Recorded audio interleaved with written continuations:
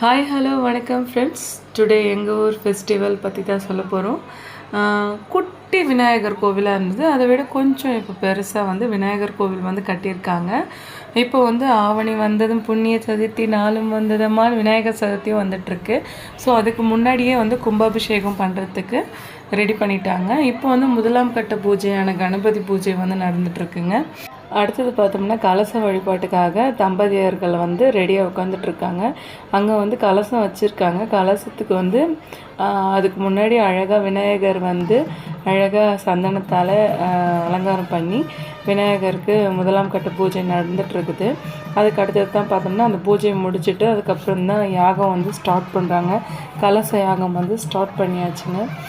நிறைய பேர் பார்த்தோம்னா நம்ம கணபதி பூஜையெல்லாம் நிறைய பார்த்துருப்போம். ஆனால் இந்த ஆவணி மாதத்தில் விநாயகர் சதுர்த்தி வரதுக்கிட்ட நம்ம ஒரு விநாயகர் கோவில் கும்பாபிஷேகம் பார்க்குறதுன்றது ரொம்ப ரொம்ப ரொம்ப பிரசித்தி பெற்ற ஒன்றுங்க.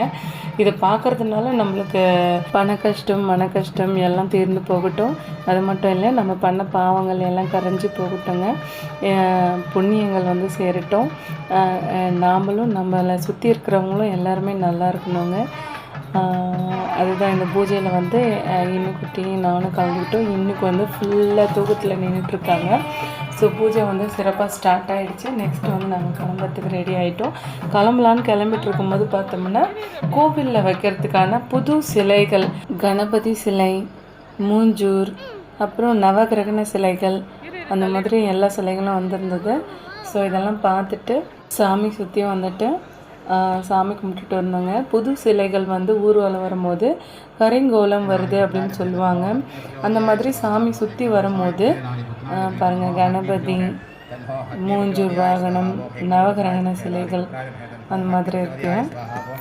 அந்த மாதிரி கரிங்கோலம் சுற்றி வரும்போது பார்த்தோம்னா இந்த மாதிரி ஆழம் எடுத்து எல்லோரும் சாமிக்கு ஆரத்தி எடுத்து ஊற்றுவாங்க. இது ஒரு திருஷ்டி கழிக்கிற மாதிரி அப்படின்னு நினைக்கிறேன். எனக்கு தெரியல. உங்களுக்கு தெரிஞ்சால் மறக்காமல் கமெண்ட் பாக்ஸில் கமெண்ட் பண்ணுங்கள். ஓகே ஃப்ரெண்ட்ஸ், இந்த வீடியோ எப்படி இருக்குன்னு சொல்லுங்கள். எங்கள் கூட சேர்ந்து நீங்களும் நாளைக்கு கும்பாபிஷேகம் பார்க்கலாங்க. ஒரு கும்பாபிஷேகம் பார்க்கும்பொழுது பார்த்தோம்னா நம்ம 7 ஜென்மத்தில் செய்த பாவங்கள் நீங்கி போகும். நம்மளுக்கு பல ஜென்மங்களுக்கான புண்ணியங்கள் நம்மளை சேரும் அப்படின்னு சொல்லுவாங்க. ஸோ நீங்களும் எங்கள் கூட பார்த்து மகிழ்ச்சியாக இருங்க. அது மட்டும் இல்லை, இந்த வீடியோ உங்களுக்கு பிடிச்சிருந்தா மறக்காமல் இன்வெஸ்ட்ரி சேனலை லைக் பண்ணுங்கள், ஷேர் பண்ணுங்கள், கமெண்ட் பண்ணுங்கள், சப்ஸ்கிரைப் பண்ணுங்கள் ஃப்ரெண்ட்ஸ். ஓகே, பாய்.